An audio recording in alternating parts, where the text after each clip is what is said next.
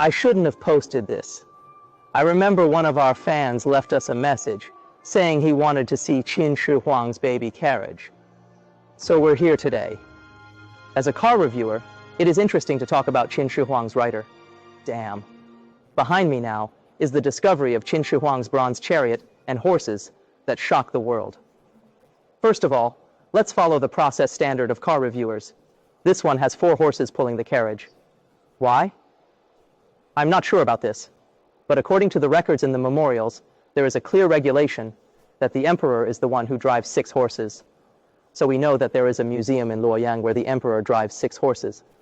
The chariot is very exquisitely made. Let's talk about its details. Its wheels are 2/10 of the ball. We can look at it more carefully. The wheel contains 30 tightly arranged floats that effectively distribute the pressure from the car's body onto the rim of the wheel. This design results in a wheel that is lightweight, robust, and effortless to operate. The floats located near the hub are conspicuously expanded to reinforce the wheel's lateral force strength, which is similar to modern bicycle wheels. An additional aspect worth noting is the hollow cavity at the center of the wheel that serves as an oil reservoir. This can have an advantage. It makes the car run more smoothly. The speed will be faster, and the car will run more conveniently. But be careful. Let's look down. This car may not be comfortable to sit in because it does not have the shock absorption of modern cars. Let's take a closer look. Can you see it? The way it uses 4 horses to pull the horse is very surprising. The leather belt. First of all, it relies on the strength of the chest. That is, it relies on the strength of the horse's chest muscles to pull. This is completely different from the Western way of pulling the horse by the neck. This way, the horse's chest strength can be fully utilized to drive the wheels forward quickly. Let's pay attention to one more thing, which is the height of the horse. According to historical records, including the terracotta warriors of Qin Shi Huang, the height of the war horse is unearthed from ship number 1 and ship number 2. The amazing thing is that it is 133 meters long. You can take a closer look. The 133 meters means that the Qin army selects horses with a height of 5 feet and 8 inches.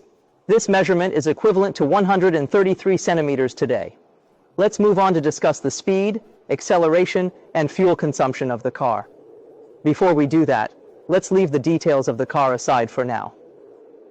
In a book called Strategies of the Warring States, written by Liu Xiang during the Western Han Dynasty, there is a sentence that says, "A hero must have food for capturing horses before and after battles, and horses that cannot go through 3 rounds are not considered good enough." This implies that the horses of the Qin army are exceptional. The front hooves are sold as tangqian, and the back hooves are sold as juehu. Shun is an ancient unit of measurement, about 70. So at least one longitudinal, the length between the front and back of the carbon circle is about today, and the distance between the 2 batches is 5 meters today.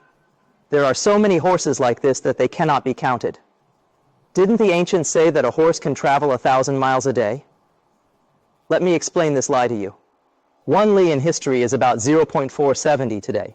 So the average daily speed of the ancient cavalry is said to be 200 meters, which is about 70 kilometers today.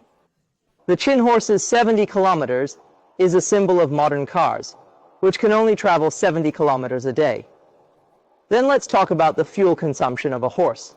We now call it fuel consumption for oil cars. So how much grass does a horse consume? About 25 kilograms, and this 25 kilograms is probably not all grass. Remember that horses are different from cows and sheep. The grass that cows and sheep eat can account for about 50% of the total feed, while the grass for horses can only account for about 30 to 40%. For example, you have to add soybeans, oats, wheat, etc., not oats, etc. The cost of raising a war horse is roughly equivalent to the cost of 3 ordinary soldiers. In ancient times, this carriage was really a horse-drawn carriage for traveling.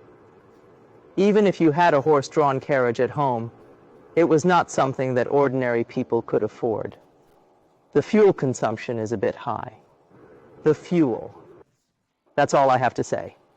Well, if you guys want to see any other cars, please tell me in the comments.